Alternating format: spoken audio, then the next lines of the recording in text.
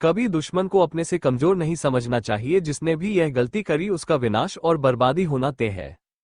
याद रखिएगा मिस्टर पतिदेव। सिद्धार्थ झुकता हुए बोलना है, जी बीबी साहिबा, आपका हुक्म सर, आंखों पर।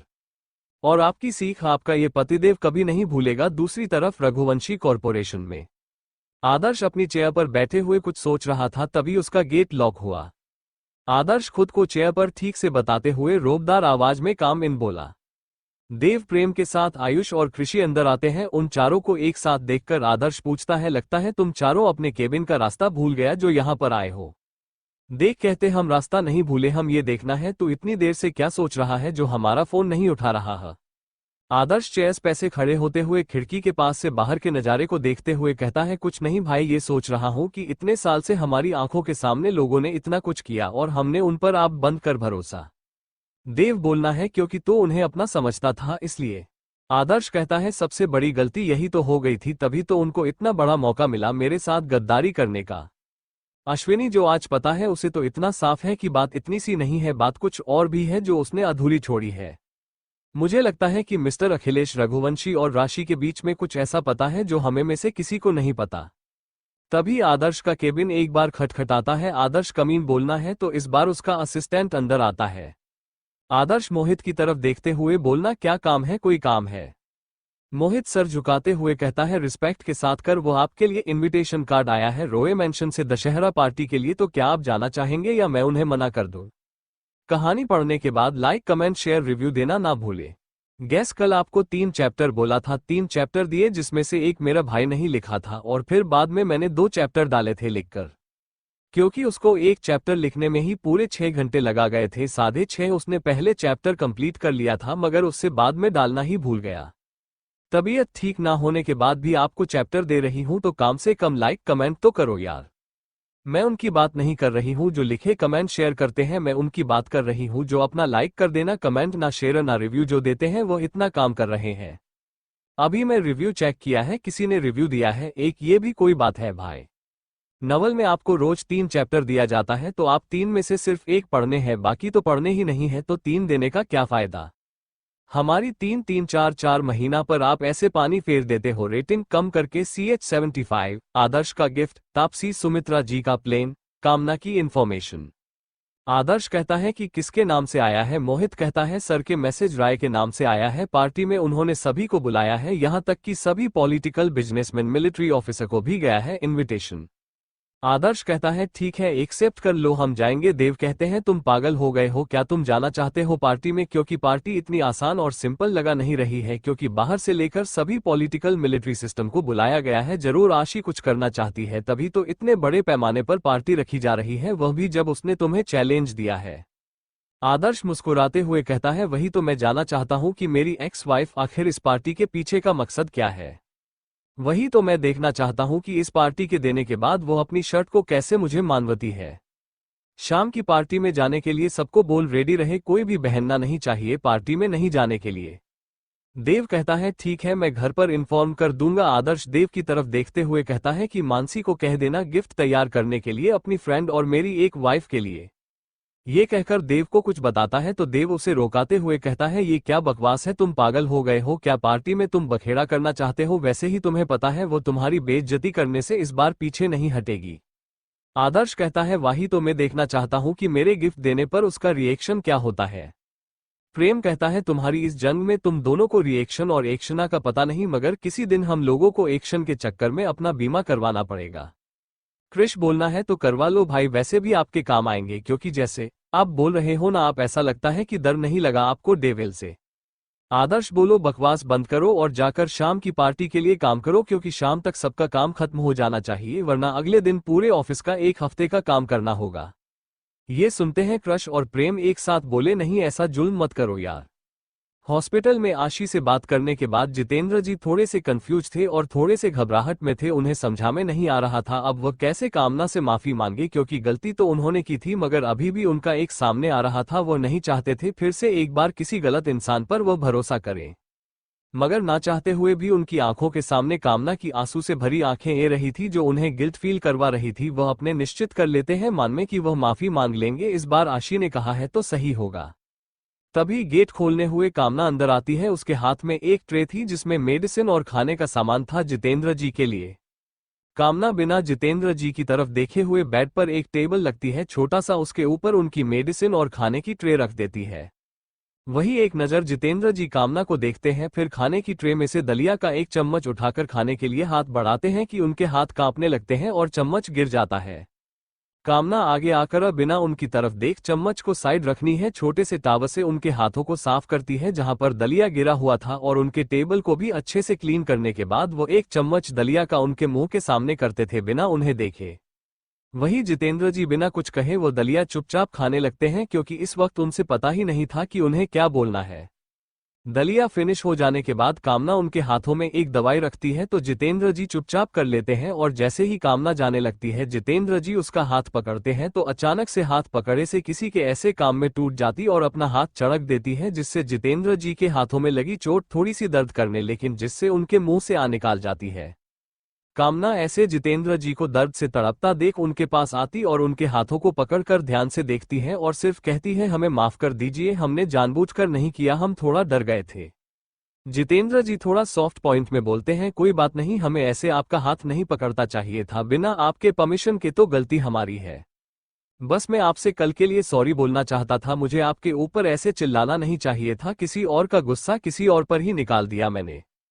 कामना रहती है, कोई बात नहीं, हमें भी माफ कर दीजिए, हमने आपको जानबूझकर चोट नहीं पहुंचाई। अब आप आराम कर लीजिए, क्योंकि आपकी देखभाल के लिए हमें यहाँ रखा गया, अगर आपकी तबीयत खराब हुई तो हमें छोटी मैं को जवाब देना होगा। जितेंद्र जी उसकी बातों को समझ गए थे कि आशी का नाम ले रही है। राय मैंशन आशी सोफे पर बैठे हुए मेहमानों की लिस्ट बना रहे थे। केन को उसने इनवाइट कर दिया है कि तभी उसे सिद्धार्थ आते हुए नजर आता है तो आशी उसकी तरफ देखकर कुछ याद आते ही सिद्धार्थ थे कहते, मैं आपको कोई काम दिया था सिद्धार्थ। सिद्धार्थ नाटक करते हुए आशी की तरफ देखकर बोलना है, तुमने मुझे काम दिया था, मुझे तो याद भी नहीं है तुमने कोई काम दिया था, एक बार मुझे याद दिलाना जरा। आशीष समझ जाती है कि सिद्धार्थ नाटक कर रहा है, वह भी नाटक करते हुए कहती है, सिद्धार्थ से मैं समझा सकती हूँ, तुम्हारी उम्र हो चुकी है ना, तुम भूल गए होंगे, कोई बात नहीं, मैं तुम्हें याद दिला देती हूँ। ये सुनते सिद्धार्थ घुटने में बोला, बुद्ध किसका रही हो, मुझे सब याद है। तो ऐसे रहते अच्छी बात है, तो अब बताओ क्या काम दिया था मैंने। सिद्धार्थ कहता है, तुम मेरे साथ मजाक कर रही थी। तो आशी रहती है कि क्या तुम ही मजाक कर सकते हो सिर्फ मेरे साथ। और हाँ, मैंने डिटेल निकाल वाली है कामना की, तुमने कहा था ना, सब कुछ पता लगा लिया है। उसके ऊपर शक करने की कोई बात नहीं है। हाँ एक बात है, उसकी फैमिली है, मगर उसने हमसे झूठ कहा कि उसकी फैमिली नहीं है, उसका एक कारण है, तुम खुद फाइल में देख लो। आशी कामना की फाइल को ध्यान से देखी आई है, जिसमें कामना की बचपन से लेकर अभी तक की सभी जानकारी थी, वह पढ़ना शुरू करती है। कामना का पूरा नाम है कामना तोमर, उम्र 30 साल है, पढ़ाई मेडिकल की है। उन्होंने सिर्फ बचपन से लेकर अभी तक एक अनाथ की जिंदगी जी है, उनका असली नाम कोई नहीं जानता। 15 साल की उम्र में ही खुद का खर्चा, खुद के जिम्मेदारियां उठाने लगी थी, क्योंकि इनके पापा ने उनके खर्च उठाने के लिए मना कर दिया था। उनकी मां और पापा की शादी एक कॉन्ट्रैक्ट मैरिज थी, जो कि उनके पापा ने सिर्फ बिजनेस प्रॉफिट के लिए की थी।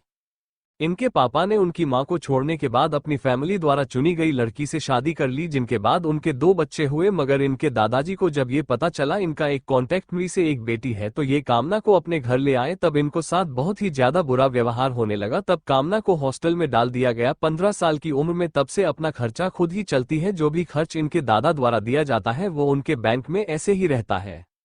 उनके परिवार में उनकी सौतेली माँ और उनकी 2 बेटियां हैं, जो इसने बिल्कुल पसंद नहीं करती, हर बार इन्हें पर गलत इल्जाम लगाकर सबके नजरों में बड़ा साबित कर देती है, जिस वजह से यह घर जाना बिल्कुल नहीं जाती और अपने आप को अनाथ मानती है।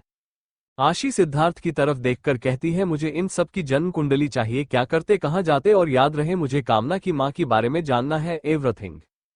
और एक काम करना, सिंघानिया परिवार से किसी भी तरह कांटेक्ट कर उनसे उनकी सबसे बड़ी बिजनेस डील के साथ पार्टनरशिप हासिल करो, जिसके ऊपर उनकी कंपनी का फ्यूचर डिपेंड करता हो। सिद्धार्थ आशिक की तरफ देखकर बोलना है, तुम करने क्या वाली हो, वैसे तो ऐसी बोलती है, तुम्हें क्या लगता है। तो सिद्धार्थ बोलना है, जो मैं सोच रहा हूं वो तो नहीं करने वाली। तो आशी कहते, तुम क्या सोच रहे हो, इससे मुझे क्या पता, पागल खाना। एक वोट के अंदर एक औरत लेती हुई थी, तभी उसके पास एक बदर बॉय आता है और कहते हैं, तुमसे कोई मिलने आया है। वह पागलों की तरह कहते, मुझे कोई मिल जाए, ताली बजाने लगते हैं। तभी उसे लड़की की आवाज औरत के कान में जाती है, जो कह रही थी, मॉम। तो यह कोई और नहीं तापसी और सुमित्रा थे। सुमित्रा जब तापसी की आवाज सुनती है और कहती है तुम यहाँ आ गई, मैं तुम्हारा ही वेट कर रही थी, अब तक आपको पता चल चुका होगा। सुमित्रा बस पागल होने का नाटक कर रही थी। तापसी सुमित्रा जी से कहती है मुझे आपका ये हाल नहीं देखा जा रहा, मैं उसे आशिक को छोड़ेगी नहीं, ना किसी भी अग्रवाल फैमिली को। सुमित्रा जी तापसी को समझते हुए कहती है गुस्से में कोई कदम मत उठाओ तापसी, गुस्सा सबसे बड़ा दुश्मन होता है इंसान का, और तुम्हारे पास अभी भी एक मौका है सब कुछ अपने हाथों में लेने का। खबर तुम्हें पता ही चल चुकी होगी कि आशी ने सिद्धार्थ से शादी कर लिया, तो तुम्हारे पास एक मौका है आदर्श को अपनी तरफ करने का। आज राय मेंशन में पार्टी है जिसमें सभी को आमंत्रित किया गया है, तो तुम्हें भी किसी भी हालत में आदर्श के साथ जाना होगा और वहां कुछ ऐसा करना होगा कि सब कुछ फिर हमारे फेवर में हो, ताकि हम फिर से एक बार शतरंज का खेल शुरू कर सके अपने मोरों के साथ। और याद रहे इस बार आशिकी के दुश्मनों को तुम्हें तलाशना होगा और फिर उन्हें अपने फायदे के लिए उनका इस्तेमाल करना होगा सही वक्त आने पर। वही दोनों माँ बेटी इस बात से अनजान की उनकी एक खिचड़ी बनी हुई बातों को कोई सुन रहा है अपने लैपटॉप पर और देख रहा है उनके हरकतों को। यह कोई और नहीं आशी थी, जिसे पता था सुमित्रा जी बस नाटक कर रही है पागल होने का। ऐसी हंसते हुए कहती आप कितनी ज्यादा मूर्ख और बेवकूफ हो, ये भी नहीं पता चला कि आप किसी और के लिए जाल नहीं मिल रही बल्कि आपके लिए कोई जाल बना रहा है। आशिक मुस्कुराते हुए कहती है आपको क्या लगता है जब मैं आपके इतना बड़ा षड्यंत्र के बारे में जान सकती हूं तो क्या मैं आपकी इस बेटी के जन्म का राज नहीं जान सकती? यह आपकी भूल है कि आपको लगा कि आपकी सच मुझे छुपा सकोगी। मैंने सोचा था आपका ये सच किसी के सामने ना आए तो बेहतर होगा, मगर आप तो चाहती नहीं कि आपका कोई राज रहे। कोई बात नहीं, आने दीजिए। आपकी इस बेटी को आज शाम पार्टी में ऐसी आरती उतारूंगी, ऐसी बेइज्जती करवाऊंगी इसकी सबके सामने कि कभी भी मुझसे पंगा लेने के बारे में 1000 बार सोच चुकी। बहुत शौका है ना मेरे खिलाफ, मेरे दुश्मनों के साथ हाथ मिलाकर उन्हें मेरे खिलाफ मोर की तरह इस्तेमाल करके अपना फायदा ढूंढने का। तो अब देखिए मैं इस मौर्य को आपके खिलाफ कैसे इस्तेमाल करती हूँ और कैसे इसकी जिंदगी आज रात तबाह होगी। जब लोगों को इसके बारे में पता चलेगा तब मैं भी देखिए हूं कौन आपकी बेटी को अपनाता है, कौन इसे अपने घर की बहू बनता है। जो चांद साहब बनाना चाहती थी ना इसके लिए, उसको तो मैं आज पूरी तरह ही खत्म कर दूंगी। एक और खिलौना सच आएगा दुनिया के सामने सुमित्रा अग्रवाल का। आशिक खड़े होते हुए खिड़की के पास जाकर बोलता है अमीरों की दुनिया में भारी हुए हैं फरेबी, ना हमारी मासूमियत रिसिस आए ना हमारा शैतानी अंदाज, अनेकों चेहरे उनके दुनिया के सामने, मगर हमारी एक शर्त में बादल दिए दुनिया के सामने उनके सारे अंदाज। माही तापसी अग्रवाल मेंशन पहुंचती है जहां पर सभी औरतें बैठकर अपने लिए पसंदीदा साड़ी और कपड़े कस कर रही थी। आज पार्टी के लिए वही मानसी और बाकी गर्ल्स बहुत ही खुश थी, मगर जब उनका चेहरा सामने गेट की तरफ हुआ तो उनका मुंह बना जाता है। शकुंतला जी खुश होते हुए तापसी के पास जाती और कहते तुम इतने दिनों बाद आए हो बच्चा, और अंदर आओ, यूं क्यों खड़ी हो? तभी तापसी सबकी तरफ देखते हुए कहती है क्या हो रहा है, किस चीज की तैयारी हो रही है? शकुंतला जी मुंह बनाते हुए कहते किसी चीज की नहीं, तुम्हारी बहन ने बस दशहरा पार्टी के लिए इनवाइट किया है, इसी के लिए सब अपने लिए कपड़े पसंद कर रहे हैं। तापसी कंफ्यूज होने का नाटक होते हुए बोली मगर पार्टी तो रघुवंशी मेंशन में, तो इनवाइट करने की क्या जरूरत? शकुंतला जी बोली तुम्हें कुछ नहीं पता, तुम्हारी बहन ने उसे सुधार से शादी कर लिया, अब तो तुम्हारा बहन का तलाक भी हो चुका है आदर्श। ये सुनते ही तापसी बोली यह सब कब हुआ? आशी ने आदर्श के साथ इतना सब कुछ कर दिया और आप लोगों ने कुछ नहीं किया। अगर आशिक को यही सब करना था तो आदर्श की जिंदगी में रहने के लिए इतने ड्रामे क्यों किया? गुस्से से बोला तुम यहाँ क्या कर रही हो? देव की आवाज सुनकर गेट की तरफ देखा जहां बॉयज सब खड़े हुए थे, जिसमें आदर्श पिता। वही आदर्श को देखकर तो तापसी की निगाहों में लालाच था आदर्श को पाने का। क्या होगा कहनी में कहानी पढ़ने के बाद लाइक कमेंट शेयर रिव्यू देना ना भूले। गैस कल आपको 3 चैप्टर बोला था, 3 चैप्टर दिए जिसमें से एक मेरा भाई नहीं लिखा था और फिर बाद में मैंने 2 चैप्टर डाले थे लिखकर, क्योंकि उसको एक चैप्टर लिखने में ही पूरे 6 घंटे लगा गए थे। 6:30 उसने पहले चैप्टर कंप्लीट कर लिया था, मगर उससे बाद में डालना ही भूल गया। तबीयत ठीक ना होने के बाद भी आपको चैप्टर दे रही हूं तो कम से कम लाइक कमेंट तो करो यार। मैं उनकी बात नहीं कर रही हूं जो लिखे कमेंट शेयर करते हैं, मैं उनकी बात कर रही हूं जो अपना लाइक कर देना, कमेंट ना शेयर ना रिव्यू जो देते हैं वो इतना काम कर रहे हैं। अभी मैं रिव्यू चेक किया है, किसी ने रिव्यू दिया है एक, ये भी कोई बात है भाई? नवल में आपको रोज 3 चैप्टर दिया जाता है तो आप 3 में से सिर्फ 1 पढ़ने हैं, बाकी तो पढ़ने ही नहीं है, तो 3 देने का क्या फायदा? हमारी 3-3-4-4 महीना पर आप ऐसे पानी फेर देते हो। रेटिंग कम करके CH76। आशी ने मारा टोंट सभी को। आदर्श बिना एक्सप्रेशन के साथ देख रहा था, मगर उसे इन सब से जैसे कोई मतलब ना हो। वही तापसी को लगता है अगर इस समय पर वह आदर्श का साथ की तो शायद उसकी अहमियत आदर्श समझ जाए, शायद उससे शादी भी कर ली। फिर वो शायद अपनी बेइज्जती का बदला सबसे ले सके, मगर यह नहीं जानती थी कि आदर्श इतनी आसानी से उनकी बातों में अब आने वाला नहीं है। तापसी नजाकत से चलते हुए आदर्श के पास जाती है और बड़े ही उदासी के साथ रहती है। आदर्श, मुझे पता है कि तुम्हें बुरा लगा रहा होगा। ये कहते हुए वो आदर्श का हाथ पकड़ने वाली होती है कि आदर्श तो कदम पीछे हो जाता है। आदर्श तापसी को गुस्से से होता है तो वो डर के मारे पीछे हो जाती है कि तभी शकुंतला जी आगे आते हुए कहती है, बच्चे को क्या कर रही हो? तो एक तो तुम्हें सांत्वना दे रही है, एक तो तुम्हें संभल लिया और तुम उसे डरा रही हो। मानसी आगे आते हुए कहती, यहाँ कोई मातम नहीं चल रहा है जो वो आदर्श को शांत बना देने जा रही है, और आपसे ज्यादा बेहतर कौन जानता होगा कि लोगों की मजबूरी का फायदा कैसे उठाया जाता है। और अब जिसकी तरफदारी कर रही है ना कि शांत बना दे रही है, यह मत भूलिए वो अपने फायदे के बिना कुछ नहीं कर सकती। आज भी अपना किसी फायदे के चक्कर में ये सब कर रही होगी यह लड़की। तापसी को मानसी पर गुस्सा आता है मगर वो कुछ नहीं रहती। अभी तो शकुंतला जी गुस्से से कहती है, तुम्हें तमीज नहीं है, बड़े हैं हम तुमसे और ऐसी बात कर रही हो, हमें पता है कौन कैसा है, तुम भी उसे लड़की की तरह बदतमीजी हो। देव गुस्से से कहता है कि खबरदार, जो आपने इस लहजे में मेरी बीवी से बात की मैं बर्दाश्त नहीं करूंगा, और वैसे भी उसने कोई गलत नहीं कहा है, यह मामला हमारे बीच का है, तो आप ना ही पड़े तो अच्छा होगा। जैसे अपने काम से आप मतलब रखती थी वैसे ही रखिए।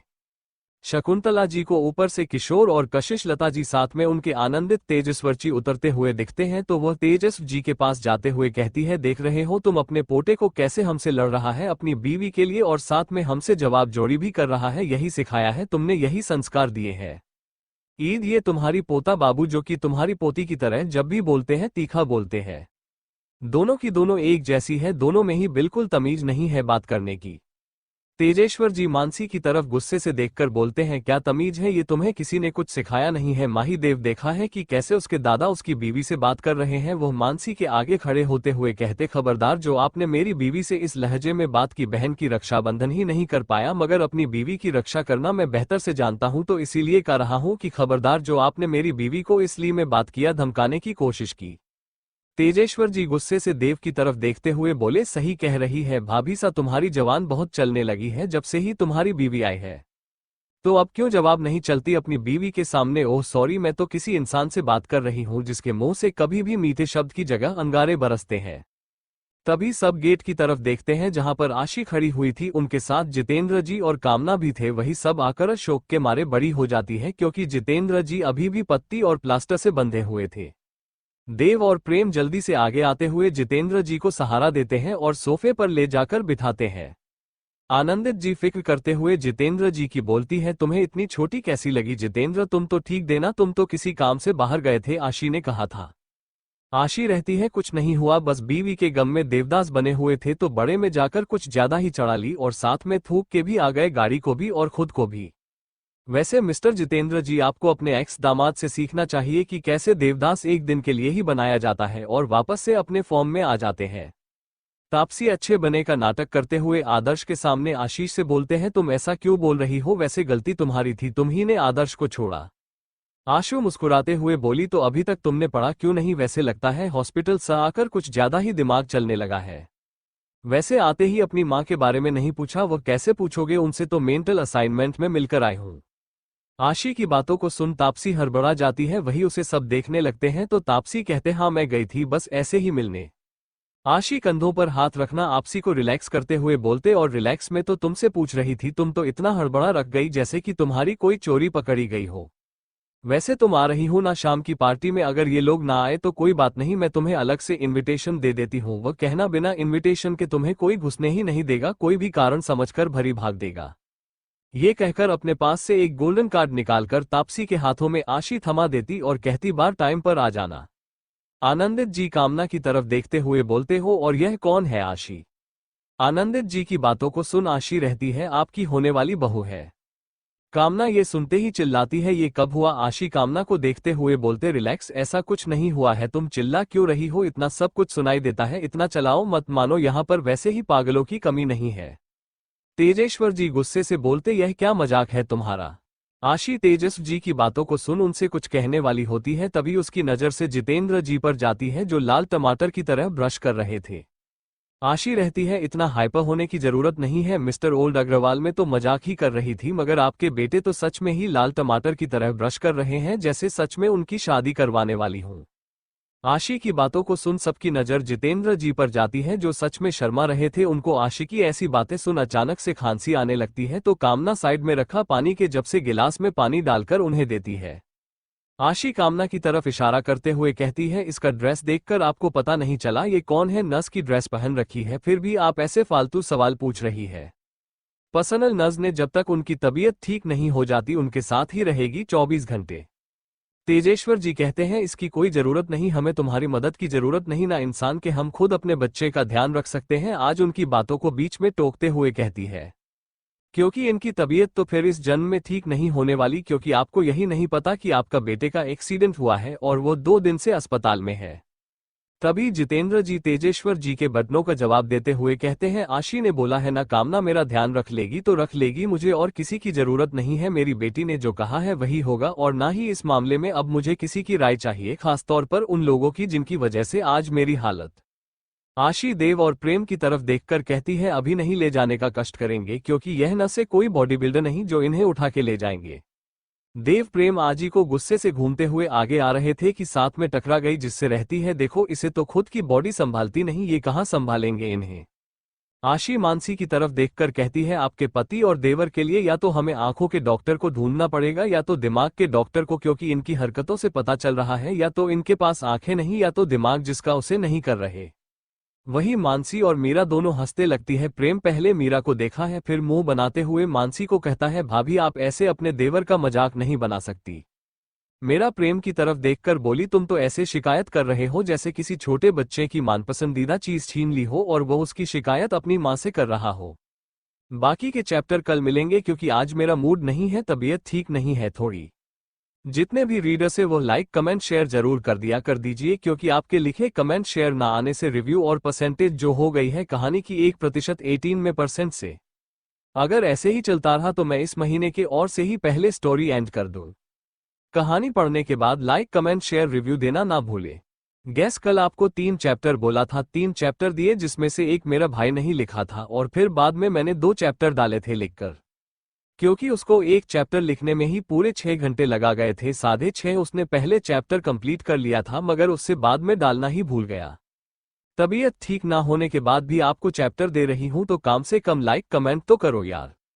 मैं उनकी बात नहीं कर रही हूं जो लिखे कमेंट शेयर करते हैं, मैं उनकी बात कर रही हूं जो अपना लाइक कर देना, कमेंट ना शेयर ना रिव्यू जो देते हैं, वो इतना काम कर रहे हैं। अभी मैं रिव्यू चेक किया है, किसी ने रिव्यू दिया है एक, ये भी कोई बात है भाई।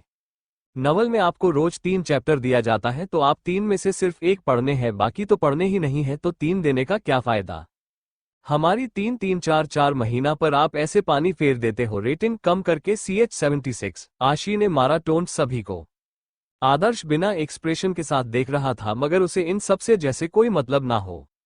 वही तापसी को लगता है अगर इस समय पर वह आदर्श का साथ की तो शायद उसकी अहमियत आदर्श समझ जाए, शायद उससे शादी भी कर ली, फिर वो शायद अपनी बेइज्जती का बदला सबसे ले सके, मगर यह नहीं जानती थी कि आदर्श इतनी आसानी से उनकी बातों में अब आने वाला नहीं है।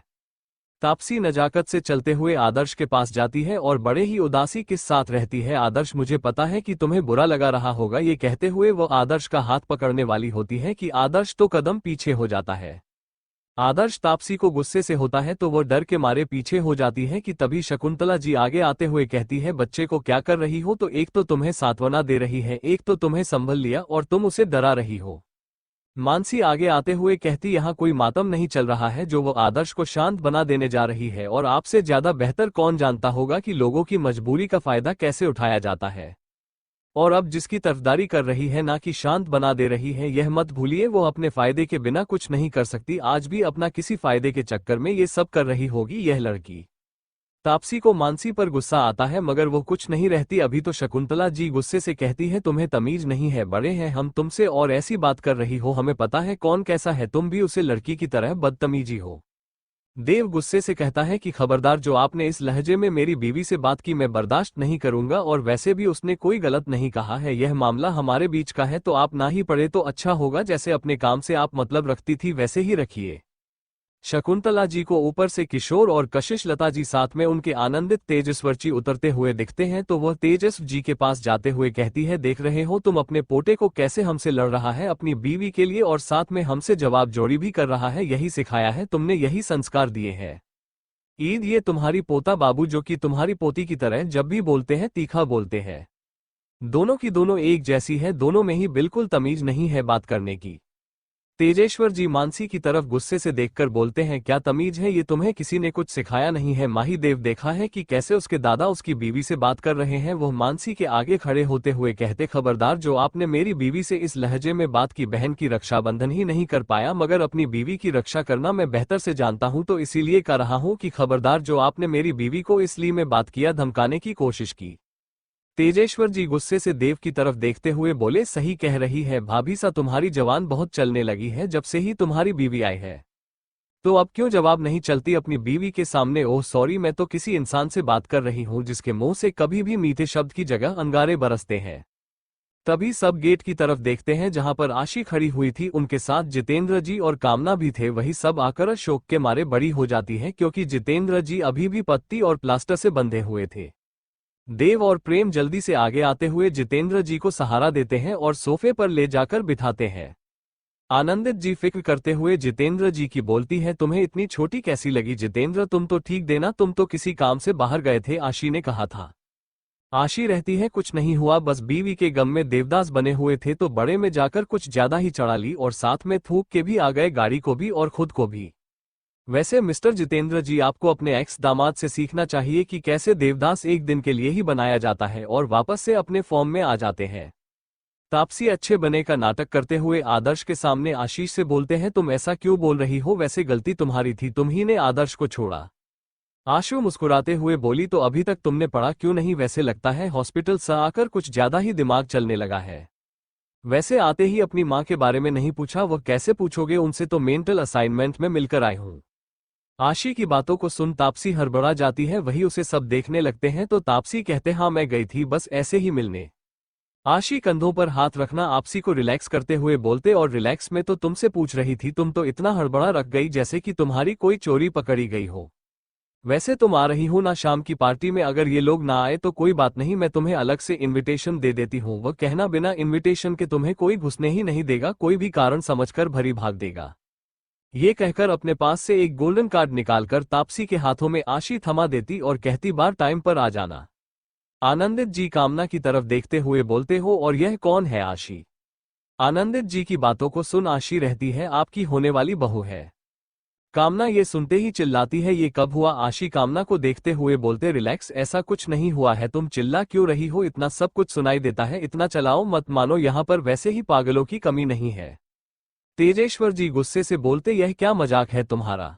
आशी तेजस्व जी की बातों को सुन उनसे कुछ कहने वाली होती है, तभी उसकी नजर से जितेंद्र जी पर जाती है जो लाल टमाटर की तरह ब्रश कर रहे थे। आशी रहती है, इतना हाइपर होने की जरूरत नहीं है, मिस्टर ओल्ड अग्रवाल में तो मजाक ही कर रही थी मगर आपके बेटे तो सच में ही लाल टमाटर की तरह ब्रश कर रहे हैं, जैसे सच में उनकी शादी करवाने वाली हूं। आशी की बातों को सुन सबकी नजर जितेंद्र जी पर जाती है जो सच में शर्मा रहे थे। उनको आशी की ऐसी बातें सुन अचानक से खांसी आने लगती है तो कामना साइड में रखा पानी के जब से गिलास में पानी डालकर उन्हें देती है। आशी कामना की तरफ इशारा करते हुए कहती है, इसका ड्रेस देखकर आपको पता नहीं चला ये कौन है, नर्स की ड्रेस पहन रखी है, फिर भी आप ऐसे फालतू सवाल पूछ रही है। पर्सनल नर्स ने जब तक उनकी तबीयत ठीक नहीं हो जाती उनके साथ ही रहेगी 24 घंटे। तेजेश्वर जी कहते हैं, इसकी कोई जरूरत नहीं, हमें तुम्हारी मदद की जरूरत नहीं, ना इंसान के हम खुद अपने बच्चे का ध्यान रख सकते हैं। आज उनकी बातों को बीच में टोकते हुए कहती है, क्योंकि इनकी तबीयत तो फिर इस जन्म में ठीक नहीं होने वाली, क्योंकि आपको यही नहीं पता कि आपका बेटे का एक्सीडेंट हुआ है और वो 2 दिन से अस्पताल में है। तभी जितेंद्र जी तेजेश्वर जी के बटनों का जवाब देते हुए कहते हैं, आशी ने बोला है ना कामना मेरा ध्यान रख लेगी तो रख लेगी, मुझे और किसी की जरूरत नहीं है, मेरी बेटी ने जो कहा है वही होगा और ना ही इस मामले में अब मुझे किसी की राय चाहिए, खासतौर पर उन लोगों की जिनकी वजह से आज मेरी हालत। आशी देव और प्रेम की तरफ देखकर कहती है, अभी नहीं ले जाने का कष्ट करेंगे क्योंकि यह न से कोई बॉडी बिल्डर नहीं जो इन्हें उठा के ले जाएंगे। देव प्रेम आजी को गुस्से से घूमते हुए आगे आ रहे थे कि साथ में टकरा गई जिससे रहती है, देखो इसे तो खुद की बॉडी संभालती नहीं, ये कहाँ संभालेंगे इन्हें। आशी मानसी की तरफ देखकर कहती है, आपके पति और देवर के लिए या तो हमें आंखों के डॉक्टर को ढूंढना पड़ेगा या तो दिमाग के डॉक्टर को, क्योंकि इनकी हरकतों से पता चल रहा है या तो इनके पास आंखें नहीं या तो दिमाग जिसका उसे नहीं कर रहे।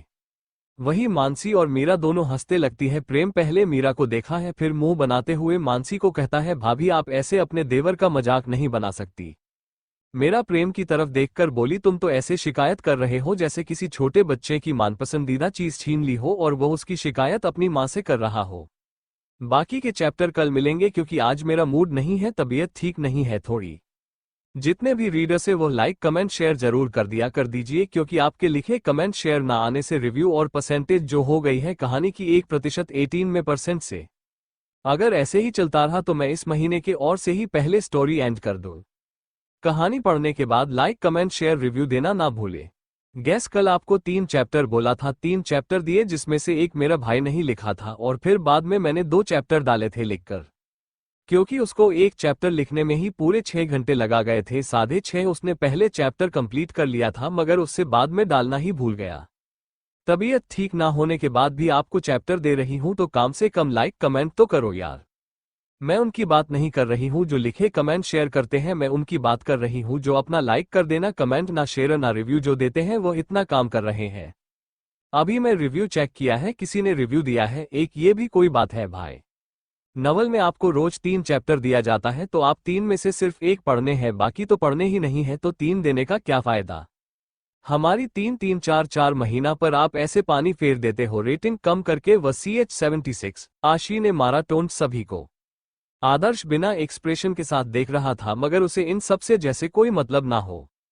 वही तापसी को लगता है अगर इस समय पर वह आदर्श का साथ की तो शायद उसकी अहमियत आदर्श समझ जाए, शायद उससे शादी भी कर ली, फिर वो शायद अपनी बेइज्जती का बदला सबसे ले सके, मगर यह नहीं जानती थी कि आदर्श इतनी आसानी से उनकी बातों में अब आने वाला नहीं है। तापसी नजाकत से चलते हुए आदर्श के पास जाती है और बड़े ही उदासी के साथ रहती है। आदर्श, मुझे पता है कि तुम्हें बुरा लगा रहा होगा, ये कहते हुए वो आदर्श का हाथ पकड़ने वाली होती है कि आदर्श तो कदम पीछे हो जाता है। आदर्श तापसी को गुस्से से होता है तो वो डर के मारे पीछे हो जाती है कि तभी शकुंतला जी आगे आते हुए कहती है, बच्चे को क्या कर रही हो, तो एक तो तुम्हें सांत्वना दे रही है, एक तो तुम्हें संभल लिया और तुम उसे डरा रही हो। मानसी आगे आते हुए कहती, यहाँ कोई मातम नहीं चल रहा है जो वो आदर्श को शांत बना देने जा रही है, और आपसे ज्यादा बेहतर कौन जानता होगा कि लोगों की मजबूरी का फायदा कैसे उठाया जाता है। और अब जिसकी तरफदारी कर रही है ना कि शांत बना दे रही है, यह मत भूलिए वो अपने फायदे के बिना कुछ नहीं कर सकती। आज भी अपना किसी फायदे के चक्कर में ये सब कर रही होगी यह लड़की। तापसी को मानसी पर गुस्सा आता है मगर वो कुछ नहीं रहती। अभी तो शकुंतला जी गुस्से से कहती है, तुम्हें तमीज नहीं है, बड़े हैं हम तुमसे और ऐसी बात कर रही हो, हमें पता है कौन कैसा है, तुम भी उसे लड़की की तरह बदतमीजी हो। देव गुस्से से कहता है कि खबरदार, जो आपने इस लहजे में मेरी बीवी से बात की मैं बर्दाश्त नहीं करूंगा, और वैसे भी उसने कोई गलत नहीं कहा है, यह मामला हमारे बीच का है, तो आप ना ही पढ़े तो अच्छा होगा। जैसे अपने काम से आप मतलब रखती थी वैसे ही रखिए। शकुंतला जी को ऊपर से किशोर और कशिश लता जी साथ में उनके आनंदित तेजस्वर जी उतरते हुए दिखते हैं तो वह तेजस्व जी के पास जाते हुए कहती है, देख रहे हो तुम अपने पोते को कैसे हमसे लड़ रहा है अपनी बीवी के लिए, और साथ में हमसे जवाब जोड़ी भी कर रहा है। यही सिखाया है तुमने, यही संस्कार दिए हैं। ईद, ये तुम्हारी पोता बाबू जो कि तुम्हारी पोती की तरह जब भी बोलते हैं तीखा बोलते हैं। दोनों की दोनों एक जैसी है, दोनों में ही बिल्कुल तमीज नहीं है बात करने की। तेजेश्वर जी मानसी की तरफ गुस्से से देखकर बोलते हैं, क्या तमीज है ये तुम्हें, किसी ने कुछ सिखाया नहीं है। माही देव देखा है कि कैसे उसके दादा उसकी बीवी से बात कर रहे हैं। वह मानसी के आगे खड़े होते हुए कहते, खबरदार, जो आपने मेरी बीवी से इस लहजे में बात की, बहन की रक्षाबंधन ही नहीं कर पाया मगर अपनी बीवी की रक्षा करना मैं बेहतर से जानता हूं, तो इसीलिए कह रहा हूं कि खबरदार, जो आपने मेरी बीवी को इसलिए में बात किया, धमकाने की कोशिश की। तेजेश्वर जी गुस्से से देव की तरफ देखते हुए बोले, सही कह रही है भाभी सा, तुम्हारी जवान बहुत चलने लगी है जब से ही तुम्हारी बीवी आई है। तो अब क्यों जवाब नहीं चलती अपनी बीवी के सामने। ओह सॉरी, मैं तो किसी इंसान से बात कर रही हूँ जिसके मुंह से कभी भी मीठे शब्द की जगह अंगारे बरसते हैं। तभी सब गेट की तरफ देखते हैं जहां पर आशी खड़ी हुई थी, उनके साथ जितेंद्र जी और कामना भी थे। वही सब आकर शोक के मारे बड़ी हो जाती है क्योंकि जितेंद्र जी अभी भी पत्ती और प्लास्टर से बंधे हुए थे। देव और प्रेम जल्दी से आगे आते हुए जितेंद्र जी को सहारा देते हैं और सोफे पर ले जाकर बिठाते हैं। आनंदित जी फिक्र करते हुए जितेंद्र जी की बोलती है, तुम्हें इतनी छोटी कैसी लगी जितेंद्र, तुम तो ठीक देना, तुम तो किसी काम से बाहर गए थे, आशी ने कहा था। आशी रहती है, कुछ नहीं हुआ, बस बीवी के गम में देवदास बने हुए थे तो बड़े में जाकर कुछ ज्यादा ही चढ़ा ली और साथ में थूक के भी आ गए, गाड़ी को भी और खुद को भी। वैसे मिस्टर जितेंद्र जी, आपको अपने एक्स दामाद से सीखना चाहिए कि कैसे देवदास एक दिन के लिए ही बनाया जाता है और वापस से अपने फॉर्म में आ जाते हैं। तापसी अच्छे बने का नाटक करते हुए आदर्श के सामने आशीष से बोलते हैं, तुम ऐसा क्यों बोल रही हो, वैसे गलती तुम्हारी थी, तुम ही ने आदर्श को छोड़ा। आशु मुस्कुराते हुए बोली, तो अभी तक तुमने पढ़ा क्यों नहीं, वैसे लगता है हॉस्पिटल से आकर कुछ ज्यादा ही दिमाग चलने लगा है। वैसे आते ही अपनी माँ के बारे में नहीं पूछा, वह कैसे पूछोगे, उनसे तो मेंटल असाइनमेंट में मिलकर आए हूँ। आशी की बातों को सुन तापसी हड़बड़ा जाती है, वही उसे सब देखने लगते हैं तो तापसी कहते, हाँ मैं गई थी बस ऐसे ही मिलने। आशी कंधों पर हाथ रखना आपसी को रिलैक्स करते हुए बोलते, और रिलैक्स में तो तुमसे पूछ रही थी, तुम तो इतना हड़बड़ा रख गई जैसे कि तुम्हारी कोई चोरी पकड़ी गई हो। वैसे तुम आ रही हो ना शाम की पार्टी में, अगर ये लोग ना आए तो कोई बात नहीं, मैं तुम्हें अलग से इनविटेशन दे देती हूँ। वह कहना, बिना इनविटेशन के तुम्हें कोई घुसने ही नहीं देगा, कोई भी कारण समझकर भरी भाग देगा। ये कहकर अपने पास से एक गोल्डन कार्ड निकालकर तापसी के हाथों में आशी थमा देती और कहती, बार टाइम पर आ जाना।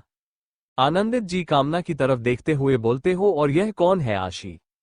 आनंदित जी की बातों को सुन आशी रहती है, आपकी होने वाली बहू है। कामना ये सुनते ही चिल्लाती है, ये कब हुआ? आशी कामना को देखते हुए बोलते, रिलैक्स, ऐसा कुछ नहीं हुआ है, तुम चिल्ला क्यों रही हो, इतना सब कुछ सुनाई देता है, इतना चलाओ मत, मानो यहाँ पर वैसे ही पागलों की कमी नहीं है। तेजेश्वर जी गुस्से से बोलते, यह क्या मजाक है तुम्हारा? आशी तेजस्व जी की बातों को सुन उनसे कुछ कहने वाली होती है, तभी उसकी नजर से जितेंद्र जी पर जाती है जो लाल टमाटर की तरह ब्रश कर रहे थे। आशी रहती है, इतना हाइपर होने की जरूरत नहीं है मिस्टर ओल्ड, अग्रवाल में तो मजाक ही कर रही थी, मगर आपके बेटे तो सच में ही लाल टमाटर की तरह ब्रश कर रहे हैं, जैसे सच में उनकी शादी करवाने वाली हूं। आशी की बातों को सुन सबकी नजर जितेंद्र जी पर जाती है जो सच में शर्मा रहे थे। उनको आशी की ऐसी बातें सुन अचानक से खांसी आने लगती है तो कामना साइड में रखा पानी के जब से गिलास में पानी डालकर उन्हें देती है। आशी कामना की तरफ इशारा करते हुए कहती है, इसका ड्रेस देखकर आपको पता नहीं चला ये कौन है? नस की ड्रेस पहन रखी है, फिर भी आप ऐसे फालतू सवाल पूछ रही है। पर्सनल नज ने जब तक उनकी तबीयत ठीक नहीं हो जाती उनके साथ ही रहेगी 24 घंटे।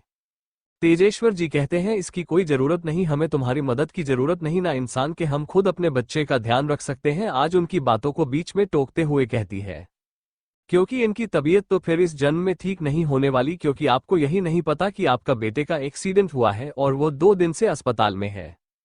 तभी जितेंद्र जी तेजेश्वर जी के बटनों का जवाब देते हुए कहते हैं, आशी ने बोला है ना कामना मेरा ध्यान रख लेगी तो रख लेगी, मुझे और किसी की जरूरत नहीं है, मेरी बेटी ने जो कहा है वही होगा, और ना ही इस मामले में अब मुझे किसी की राय चाहिए, खासतौर पर उन लोगों की जिनकी वजह से आज मेरी हालत। आशी देव और प्रेम की तरफ देखकर कहती है, अभी नहीं ले जाने का कष्ट करेंगे, क्योंकि यह न से कोई बॉडी बिल्डर नहीं जो इन्हें उठा के ले जाएंगे। देव प्रेम आजी को गुस्से से घूमते हुए आगे आ रहे थे कि साथ में टकरा गई जिससे रहती है, देखो इसे तो खुद की बॉडी संभालती नहीं, ये कहाँ संभालेंगे इन्हें। आशी मानसी की तरफ देखकर कहती है, आपके पति और देवर के लिए या तो हमें आंखों के डॉक्टर को ढूंढना पड़ेगा या तो दिमाग के डॉक्टर को, क्योंकि इनकी हरकतों से पता चल रहा है या तो इनके पास आंखें नहीं या तो दिमाग जिसका उसे नहीं कर रहे। वही मानसी और मीरा दोनों हंसते लगती है। प्रेम पहले मीरा को देखा है, फिर मुंह बनाते हुए मानसी को कहता है, भाभी आप ऐसे अपने देवर का मजाक नहीं बना सकती। मेरा प्रेम की तरफ देखकर बोली, तुम तो ऐसे शिकायत कर रहे हो जैसे किसी छोटे बच्चे की मनपसंदीदा चीज छीन ली हो और वो उसकी शिकायत अपनी माँ से कर रहा हो। बाकी के चैप्टर कल मिलेंगे, क्योंकि आज मेरा मूड नहीं है, तबीयत ठीक नहीं है थोड़ी। जितने भी रीडर्स है वो लाइक कमेंट शेयर जरूर कर दीजिए, क्योंकि आपके लिखे कमेंट शेयर ना आने से रिव्यू और परसेंटेज जो हो गई है कहानी की 1% 18% से। अगर ऐसे ही चलता रहा तो मैं इस महीने के और से ही पहले स्टोरी एंड कर दूं। कहानी पढ़ने के बाद लाइक कमेंट शेयर रिव्यू देना ना भूले। गैस कल आपको 3 चैप्टर बोला था, 3 चैप्टर दिए जिसमें से एक मेरा भाई नहीं लिखा था और फिर बाद में मैंने 2 चैप्टर डाले थे लिखकर, क्योंकि उसको एक चैप्टर लिखने में ही पूरे 6 घंटे लगा गए थे। 6:30 उसने पहले चैप्टर कंप्लीट कर लिया था, मगर उससे बाद में डालना ही भूल गया। तबीयत ठीक ना होने के बाद भी आपको चैप्टर दे रही हूं तो कम से कम लाइक कमेंट तो करो यार। CH77 आशी आदर्श की बहस, आशी ने दी सुमित्रा जी को धमकी चेतावनी। सॉरी गाइस, अभी मैं हॉस्पिटल से आई हूं मम्मी को लेकर, उनकी तबीयत थोड़ी देर पहले बहुत ज्यादा खराब थी, तो आप लोग अपना कार्यक्रम जारी रखें, अब मुझे जानना चाहिए क्योंकि मेरे हस्बैंड मेरा इंतजार कर रहे होंगे। नहीं, ये कहते हुए आशी तिरछी निगाहें से आदर्श को देखते हैं। मियां आदर्श ये सुनकर गुस्से से अपने हाथों की मुट्ठी बना लेता है मगर कुछ नहीं कहता। वही आशी आदर्श का रिएक्शन देख दिल में खुश होते हुए बोली, वह क्या रिएक्शन है? ये रिएक्शन पहले मुझे होते थे तुम्हें तुम्हारी गर्लफ्रेंड के साथ देखकर, मगर अब बात अलग है और यह आशिकी भी अलग। आशी रहती है अब मुझे चलना चाहिए, वैसे भी लगा रहा है किसी की बहुत बुरी तरह जल रही है। वही प्रेम ना समझी में शांतनु जी की तरफ देखते हुए बोलना है, क्या आपने खाना बनाकर गैस पर ही रख दिया? जो खाना जल रहा है मुझे तो स्मेल नहीं आ रही, शायद आप लोगों को ए रही होगी तो एक बार चेक कर लीजिए। क्या पता जो जल रहा है वो जल की कोयला ना हो जाए। वही है सुनकर आदर्श घूमते हुए प्रेम को देखा है, वही अपने ऊपर किसी की जानलेवा नजरों को महसूस कर आप प्रेम अपने आसपास देखा है तो उसकी नजरें आदर्श श्रीराम मिलती है तो वह घबराते हुए कहता है, तुम मुझे ऐसे क्यों देख रहे हो जैसे मैंने तुम्हारे बारे में कुछ बोला हो। ये बोलने के बाद ही प्रेम को ध्यान आता है कि आशी ने जो भी कहा वो शायद आदर्श के लिए ही था, उसे जलाने के लिए। ये याद आते ही वो तिरछी नजरों से आदर्श को देखकर दांत दिखा देता है। आदर्श कहता है, तुम्हें बड़ा पता है ना किसको कब कैसे बोलना है। चलो, जो प्रोजेक्ट तुम 2 महीने में कंप्लीट करने वाले थे अब तुम सिर्फ 15 दिन में कंप्लीट करोगे और उसकी मीटिंग को भी तुम ही हैंडल करोगे। इस काम में तुम्हारी कोई मदद नहीं करेगा। प्रेम ये सुनते ही चिल्लाते हुए बोलते हैं, तुम इतने जालिम कैसे हो सकते हो? तुम्हें पता है ना उसको प्रोजेक्ट को पूरा करने में पूरे 2 महीने ही लगेंगे, फिर भी तुम मुझे कैसे कह सकते हो 15 दिन में उसे कंप्लीट करने को? तुम मुझे क्या ओवरनाइट काम करने को कह रहे हो? मेरी सौंदर्य और नूर का क्या होगा? तो क्रिश कहता, अच्छा ये तुम्हारी गर्लफ्रेंड है? तो प्रेम चिल्लाते बोले, जस्ट शट अप, गर्लफ्रेंड नहीं, यह मेरी हैंडसम ने इसका नाम है। जैसे लड़कियों की खूबसूरती होती है वैसे ही मेरा सौंदर्य और दूर है, तुम्हें क्या पता? क्रिश मीरा की तरफ देखते हुए बोलना, हाँ हाँ मुझे कहाँ पता होगा, पता तो होगा ना उसे जिसे आपके बारे में पता होना चाहिए। बोलते हुए प्रेम को कोनी मार के मीरा की तरफ देखने को बोलते हैं जो उसे ही घूर के देख रही होती है। प्रेम गुस्से से बोलना है कि तुम ये बार बार मुझे खोने क्यों मारा रहे हैं? जो बोलना है साफ साफ कहो। मानसी प्रे की तरफ देखते हुए बोलते हैं, देवर जी आपको आपके छोटे भाई और मेरे छोटे देवर जी यह कहना चाहते हैं कि आपकी कहे गए शब्द आपके लिए फ्यूचर में घातक साबित होने वाले। प्रेम बोला, मेरे कहे कोई शब्द फ्यूचर में क्यों घातक साबित होंगे? भाभी आप भी मजाक कर रही हो।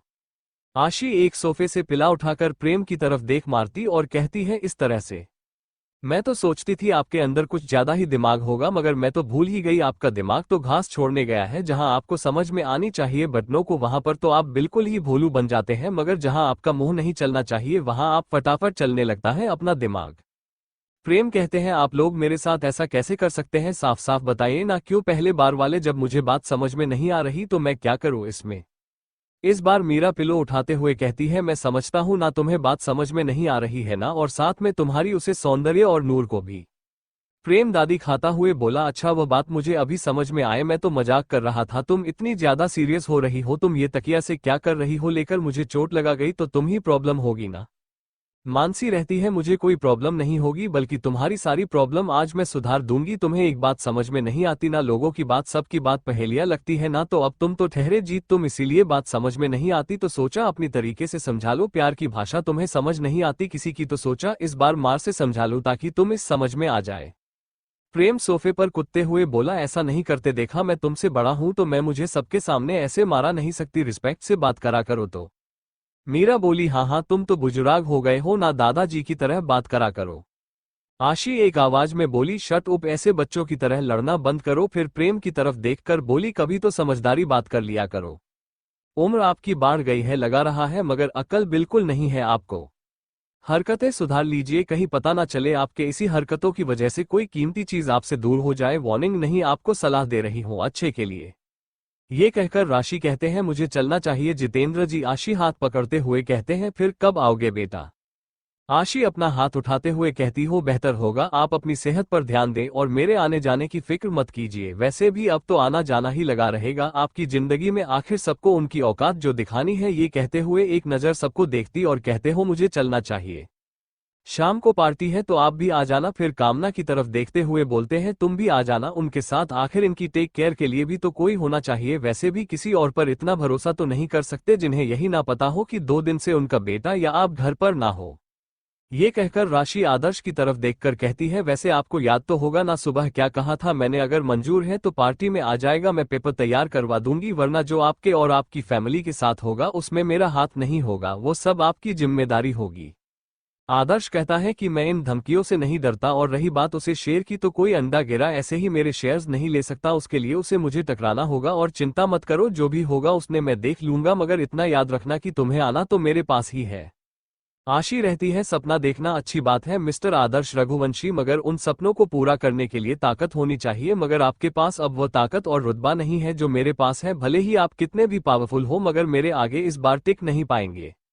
आदर्श मुस्कुराते हुए कहता है, तुम्हारा यह नया रूप, यह नया अंदाज मुझे पसंद आया, मगर एक गलतफहमी तुमने पाली कि तुम आदर्श रघुवंशी को बर्बाद कर दोगे, और वह भी अपने उसे नहीं पाती के साथ। तो ये तुम्हारी गलतफहमी है, वो कभी भी मेरे आगे नहीं टिक पाएगा। आशिक मुस्कुराते हुए कहती है, गलतफहमी तो आपकी है, उन्हें मैं आपके आगे टिकने ही नहीं दूंगी। हमने शादी की है और वह भी पूरे रीति रिवाज से, तो हम दोनों एक दूसरे के आधे अंग हैं, मतलब अर्धनारीश्वर है उन दोनों में। हम कभी भी एक दूसरे के आगे पीछे नहीं रहेंगे, हम दोनों हमेशा एक साथ रहेंगे। और यह बात आप कहां से जानोगे, जिसने कभी अपनी पत्नी और सॉरी XCI को कभी पत्नी का दर्जा नहीं दिया। मिस्टर आदर्श रघुवंशी, डोंट नहीं, यह मेरी नसीहत समझिएगा आगे आने वाली जिंदगी के लिए, आपके लिए, क्योंकि इस जन्म में तो आपकी कर्मों की सजा मिलाकर ही रहेगी, और साथ में उनको भी जिन्होंने मेरी जिंदगी बर्बाद की। यह मत तो सोचिएगा कि कुछ पल के लिए मैंने आप लोगों के साथ थोड़ा सा प्यार क्या दिखा लिया तो मैं अपना मकसद भूल जाऊं, वो तो कभी नहीं हो सकता, और उसकी शुरुआत आप रात को ही देखेंगे। अगर आपने आज मेरी शर्त नहीं मानी तो फिर अंजाम भुगतने के लिए तैयार रहेगा। और एक नसीहत आपको अच्छे के लिए दे रही हूं कि विनाश काले विपरीत बुद्धि, कभी भी दूसरों से ज्यादा पावरफुल खुद को नहीं समझना चाहिए, वरना पता नहीं कौन कब आपको कैसे आपकी औकात दिखा जाए। ये कहकर आशी बिना रुके ही बाहर चली जाती है। वहीं उसके जवाबों को सुनकर आदर्श गुस्से में आ जाता है और वह एकदम से तेज कदमों से अपने रस की तरफ चला जाता है। वही तापसी इन दोनों की भैंस का मजा ले रही थी और अपने मान में रहती है, तुम लोगों की यही आपसे जंग में मैं अपना मकसद पूरा करेंगे और इस घर की बहू बनूंगी और फिर तुम्हें तुम्हारी औकात दिखाऊंगी। आशी, अब ये तो पता नहीं इनके सपनों में होगा ये हकीकत में। वही आशी सीधा ड्राइवर से कहती है, मेंटल एसाइलम ले चलो। आखिर आज रात के लिए श्रीमती सुमित्रा अग्रवाल को भी तो उनके क्यों की सजा के लिए बाहर लाना ही पड़ेगा, वरना मजा कैसे आएगा, उनकी असली दुनिया सबके सामने आए। मजा तो तब आएगा ना जब एक पलगल औरत को सबके सामने पूरा पागल होने पर मजबूर किया जाए और उसकी ही बेटी को पूरे समाज के सामने शर्मिंदगी महसूस कर जाए। तब देखी हूं मैं कैसे आपका ये पागलपन समाने। तो तब आएगा ना जब एक पागल औरत को सबके सामने पूरा पागल होने पर मजबूर किया जाए और उसकी ही बेटी को पूरे समाज के सामने शर्मिंदगी महसूस कर जाए। तब देखी हूं मैं कैसे आपका ये पागलपन बना रहता है सबके सामने, कैसे आप खुद को मेंटल साबित करती है सबके सामने। एक एक के की सजा आपको मैं दिल के रहूंगी। मैसेज सुमित्रा अग्रवाल। थोड़ी देर में ही ड्राइवर मेंटल एसाइलम लेकर आशी को पहुंच जाता है। कमी से निकलने के बाद बिना किसी पर ध्यान दिए आशी सुमित्रा जी के वोट की तरफ चली जाती है। वही सुमित्रा जी आशी को देखकर अपने मान में गुस्से को दबाते हुए पागलपन का नाटक जारी रखती है। तो आशी मुस्कुराते हुए कहती है, एक्टिंग आप बहुत अच्छी कर लेती है, मगर मेरे सामने ये काम नहीं करेगी तो प्लीज यह अपनी वाहियात एक्टिंग बंद कर दीजिए मेरे सामने। इस बार याद एक्टिंग को आज रात आप सबके सामने दिखाएगा तो अच्छा होगा। सुमित्रा जी के हंसते हुए कहती है, अच्छा हुआ तुम्हें पता है, तो अब देखो मैं तुम्हारे साथ क्या करती हूँ। तुमने मेरा प्यार मुझसे छीना, अब मैं तुम्हारा अतीत वर्तमान सब छीन लूंगा, तुमसे तुम्हारी खुशी लूंगी, चाहे वो सिद्धार्थ ही क्यों ना हो, चाहे वो आदर्श ही क्यों ना हो। आशु मुस्कुराते हुए कहती है, ख्वाब तो आपका अच्छा है बहुत ज्यादा ही, मगर यह ख्वाब आपका मेरे रहते पूरा नहीं होने वाला। और यह मत भूलिएगा कि मेरी नजर हर वक्त आपके ऊपर थी, तो यह मत सोचिएगा कि मुझे पता नहीं होगा कि आपकी बेटी का ये नाटक क्यों कर रही है। सुमित्रा जी मुस्कुराते हुए कहती है, भले ही वो नाटक कर रही हो, मगर अब तुम क्या कुछ भी नहीं कर सकती उसका, क्योंकि एक ना एक दिन उसे अब मैसेज आदर्श रघुवंशी बना ही है, क्योंकि तुम्हारी शादी तो ऑलरेडी सिद्धार्थ रॉय से हो चुकी है, तो अब तुम कुछ नहीं कर पाओगी। यह कहते हुए जोरों से हंसने लगती है और कहती है, उसके बाद ही तुम्हारी बर्बादी की शुरुआत होगी, फिर सिद्धार्थ से तुम्हें अलग करना मेरे लिए बाएं हाथ का खेल हो जाएगा। आशु मुस्कुराते हुए कहती है, ख्वाब अच्छे हैं, वादे अच्छे हैं, चालाकी है, मगर चलना है गलत आदमी के सामने। अपने आप ये भूल जाती है कि कोई भी इंसान उसे लड़की को अपनी बहू नहीं बनाएगा, जो कि एक आप समझ गई होगी मैं क्या कहना चाहूं, इतनी तो आप समझदार है। वही सुमित्रा जी आशिकी बटनों को सुनना समझी में देखते हुए कहती है, तुम कहना क्या चाहती हो, तो ऐसी रहती है आप, इतनी ना समझ तो नहीं है कि मेरे बातों का मतलब ना समझे। और यह मत भूलिएगा कि मुझे तापसी के बारे में कुछ नहीं पता, यह आपकी गलती। जब मैं आपके 30 साल पुराने स्टूडेंट का पता लगा सकती हूं, तो उसे पहले हमारी जिंदगी में प्लान की गई इस लड़की का मैं पता नहीं लगा पाऊंगी। क्या लगा आपको? ये सुनते ही सुमित्रा जी घबरा जाती है और कहती, तुम कैलाश क्या चाहती हो? तुम्हारी बातों पर कोई विश्वास नहीं करेगा। अगर तुमने किसी को सच भी बताया था, उसी CH-78 रॉय मैंशन में आना सभी का अपना प्लान समझाने के बाद सुमित्रा जी को रॉय मैंशन के लिए निकल जाती है। जैसे ही वो प्रिवेंशन के अंदर इंटर करती है, वैसे सिद्धार्थ की आवाज आती है कि क्या हो गया, तुम्हारा आज का टारगेट पूरा आशी इधर उधर देखते हुए बोलती है, कैसा मकसद और कैसा टारगेट पूरा, तुम क्या बात कर रहे हो, मुझे तो पता ही नहीं। सिद्धार्थ आशी का हाथों को खींचकर अपने पास तो फिर बिठाते हुए कहता है, यह मत समझो कि मैं पेशाब कर रहा हूँ, ये बस तुम्हारी सेफ्टी के लिए तुम पर नजर रख रहा हूँ, इसी वजह से मुझे पता है तुम कहाँ कब जाती हो, क्योंकि मैं तुम्हारी जान को खतरे में नहीं जान सकता तुम्हारे मकसद के लिए। जितना जरूरी तुम्हारे लिए तुम्हारा मकसद को पूरा करना है, वही उतना जरूरी मेरा तुम्हारी जान और तुम्हें प्रोटेस्ट करना है। आशी बोली, मैं जानती हूँ तुम ये सब मेरी प्रोटेक्शन के लिए कर रहे हो, मगर ये सब मत करो, मुझे इन सब की आदत नहीं है। सिद्धार्थ बीच में उसकी बातों को काटते हुए बोला, मुझे पता है तुमने यह बात बोली थी, लेकिन मैं अपना फर्ज पूरा करके रहूंगा। आशी मुस्कुराते हुए कहती है, मुझे पता है तुम मेरा मनी करने के बाद भी तुम मेरी प्रोटेक्शन करके रहोगे, इसलिए मैं तुम्हें कुछ नहीं कहूंगी, जो तुम्हें ठीक लगे वो करो, मगर मेरे मकसद के बीच में आने की कोशिश मत करना। जिस मकसद के लिए मैं तुमसे शादी कर सकती हूँ, इस मकसद के लिए मैं कुछ भी कर सकती हूँ, तुम भी अच्छे से जानते हो। सिद्धार्थ आगे बढ़कर आशी को गले लगाने को होता है कि कुछ सोचकर रखकर जाता है तो आशी ही रहती है, गले लगा सकते हो। रिश्ते में इतना जलता है हस्बैंड वाइफ के, भले ही हमारा रिश्ता कैसे भी जुड़ा हो, मगर यह बात मैं नहीं बोल सकती कि तुम मेरे पति हो, इस नाते इतना हक तुम्हारा बनता है। भले ही मैं तुम्हें एक पत्नी का प्यार दे पाऊं, मगर एक पत्नी की तरह अपनी जितनी भी जिम्मेदारी है वो निभाओगे तुम्हारी तरफ। ये सुनकर सिद्धार्थ आशिम को बैक हक करते हुए कहता है, मेरे लिए इतना ही काफी है और उससे ज्यादा मुझे और कुछ नहीं चाहिए। वैसे मैंने दोनों के लिए कपल आउटफिट मांगे हैं, अगर तुम्हें ठीक लगे तो पहले ना, वरना दूसरा आउटफिट भी है, डिजाइनर से कहकर तुम वह अपनी फिटिंग का करवाकर पहन सकती हो, और शाम की पार्टी के लिए मैं तुम्हें किसी चीज के लिए भी फोर्स नहीं करूंगा, तुम जो करना उसके लिए तुम पूरी तरह से आजाद हो। सिद्धार्थ इतना कहने के बाद बोलना है कि मैं जा रहा हूं बाहर अरेंजमेंट देखने के लिए, तुम जाकर थोड़ा रेस्ट कर लो। रघुवंशी मेंशन आदर्श का रूम इस वक्त पूरा करो में टूटा फूट सामान से बिखरा हुआ था। जो चीज लग्जरियस थी अब वो एकदम भागड़ की तरह लग रही थी। इस वक्त आदर्श के चेहरे पर गुस्सा था, उसने अपने हाथों में शिगा को पकड़े हुए उसके कश ले रहा था। एक पास को उठाकर आदर्श गुस्से से दीवार की तरफ देखते हुए बोला, सिद्धार्थ रॉय तुम्हें मैं छोड़ूंगा नहीं, तुम्हारी वजह से मेरी कीमती चीज मुझे दूर हुई है। तुम्हें क्या लगता है मुझे पता नहीं होगा? मेरी इस कंडीशन की जिम्मेदार तुम हो, तुम्हारी ही दी गई दवाई से आज मेरी हालत है, जिसकी वजह से मैं अपने इमोशंस को कंट्रोल नहीं कर पाता, अपनी डिजायर को कंट्रोल नहीं कर पाता।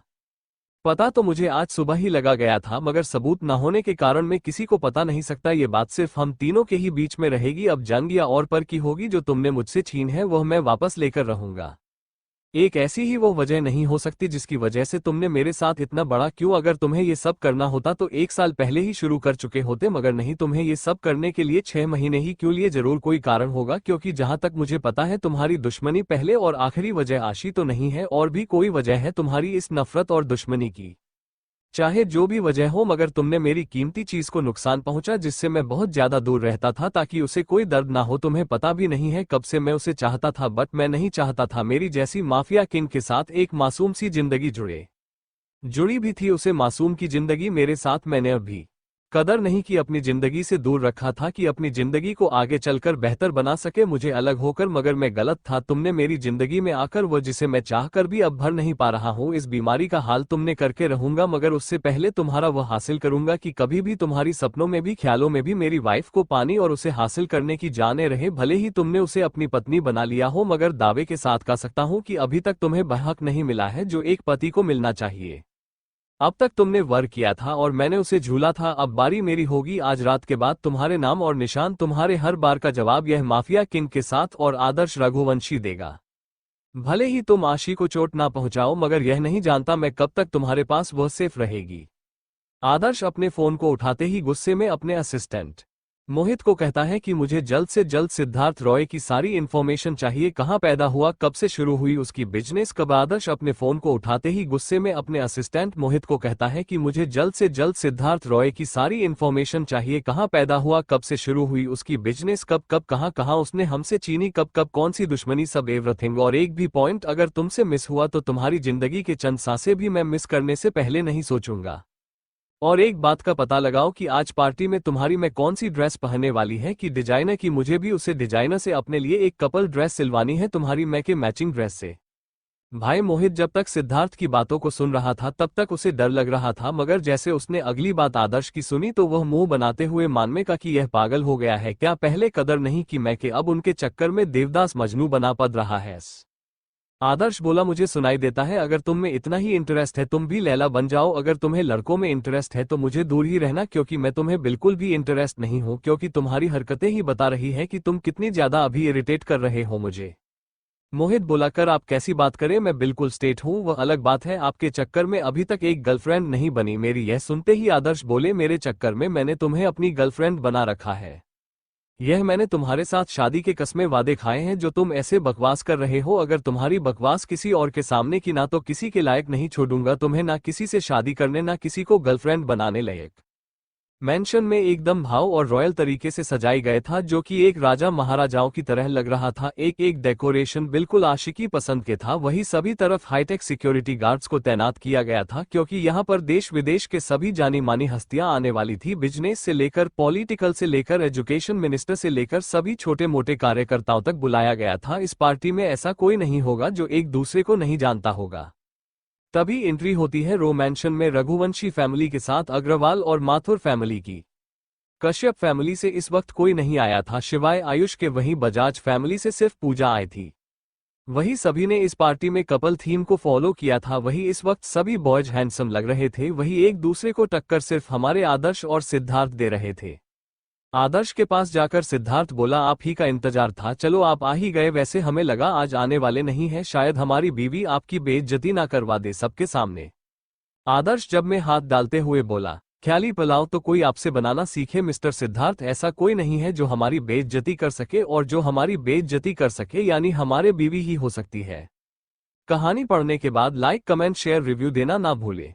गैस, कल आपको 3 चैप्टर बोला था, 3 चैप्टर दिए, जिसमें से एक मेरा भाई नहीं लिखा था और फिर बाद में मैंने 2 चैप्टर डाले थे लिखकर। CH79 आदर्श तापसी की बेइज्जती, आदर्श सिद्धार्थ की वॉ, अखिलेश को टोंट मरना।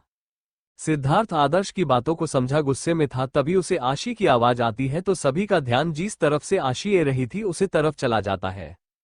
वही आशी ने इस वक्त पर्पल और गोल्डन कलर की बनारसी साड़ी पहनी हुई थी, जिसमें वह बहुत ज्यादा खूबसूरत लग रही थी। वही कुछ लोग उसे देखकर अपना दिल हार चुके तो कुछ लोगों की आंखों में जलन और नफरत दिख रही थी।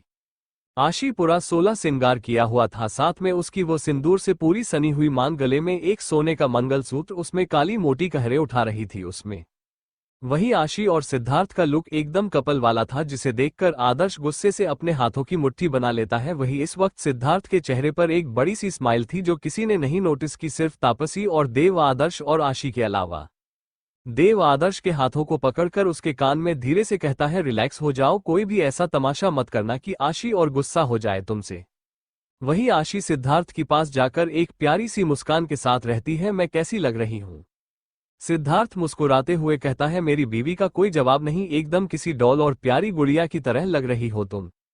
आशी गुस्से से घूरते हुए, बॉडी, मैंने आपको किसी बच्चे की तारीफ करने के लिए थोड़ी बोला है, बल्कि अपनी बीवी की तारीफ करने को बोला है। ऐसे कौन तारीफ करता है अपनी बीवी की, ऐसे लगा रहा है कोई बच्चा अपने दादा से पूछ रहा है कि मैं कैसी लग रही हूँ। उसके डेट का रहा है कि एकदम किसी डॉल और प्यारी गुड़िया की तरह लग रही हो। तुम्हारी तारीफ एकदम ओल्ड दादाजी या फादर वाली फीलिंग दे रही है। सिद्धार्थ मुस्कुराते हुए कहता, अच्छा, तुम्हें मेरी तारीफ ओल्ड फादर या दादाजी वाली दे रही है तो ठीक है, तुम्हारी यह शिकायत मैं अभी दूर कर देता हूँ। ये कहकर सिद्धार्थ आशी के हाथों को अपने हाथों में पड़ अपनी तरफ खींचकर उसकी कमर में हाथ डालकर उसके माथे पर एक डाइट किस करते हुए कहता है, मेरी बीवी सबसे ज्यादा खूबसूरत है और वह किसी तारीफ की मोहताज आज नहीं, खुद उसके पति की, क्योंकि उसकी खूबसूरती के लिए शब्द ही नहीं।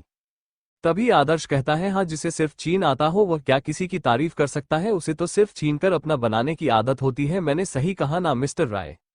आशी मुस्कुराते हुए कहती है, सही कहा आपने मिस्टर रघुवंशी, मगर आपने यह नहीं सुना, जिससे अपनी चीज की कदर न होकर दूसरों की चीज पर मुंह मारना आता हूं, उन्हें दूसरों को अकाउंट करने की जरूरत नहीं होती, क्योंकि वो खुद उसे कैटेगरी में होते हैं। और वैसे भी किसी ने किसी की चीज को नहीं जीना है। समझ में आया आपको मेरी बात? और आइंदा से मेरे पति से इस लगे में बात ना करे, वरना आपके लिए अच्छा नहीं होगा, क्योंकि मैं बर्दाश्त नहीं करूंगी कोई भी मेरे पति पर बेफिजूल के इल्जाम लगाए, और मुझे आपके मुंह से वो एग्जाम तो बिल्कुल नहीं सुनने।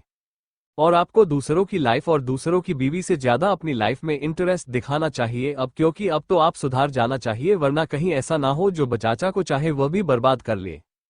और मुझे तो आपका कैरेक्टर वैसे लगता है एक साथ दो दो के हैंडल करना। शायद आपने ध्यान नहीं दिया कि आपका फोन से आपके पीछे ही खड़ी है, और आप लोगों ने जैसे ही कपड़े पहने हैं बहुत जल्दी शादी करने वाले हैं। आपकी आदत ही बुरी है, जो चीज आपके पास होती है आप उसकी कदर नहीं करते, जब वो आपसे दूर चली जाती है तब आपको वह चाहिए होती है। वैसे आप दोनों की जोड़ी एक दूसरे के लिए परफेक्ट है, एक करेक्टलेस दूसरे का धोखेबाज।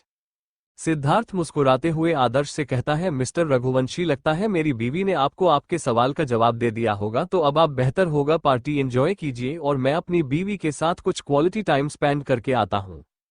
तापसी बी आशी को देखते हुए बोलते हैं कि तुम ऐसे कैसे कर सकती हो, अगर हमें शादी करनी होगी तो तुम्हें इसे कोई मतलब नहीं है, तुमने भी तो आदर्श होता अलग देकर शादी की है ना सिद्धार्थ से, तो तुम मोटी कौन हो ऐसे बोलते वाली। आशीष तापसी की तरफ देखते हुए बोलते, सही कहा, शादी की है मगर किसी के पति से तो नहीं कि ना आपकी तरह डोरी डालने की आदत नहीं है ना शादीशुदा मर्दों पर, आपने तो अपनी बहन का ही पति नहीं छोड़ा, तो कहीं मैंने आपको गलती तो नहीं कर दी यहाँ पर बुलाकर, यहाँ तो कितनी अच्छी और मेहनत वाली फैमिली आई है, कहीं आपने किसी के पति पर डोरे डालकर उन्हें फंसाकर अपनी तरफ कर दिया तो।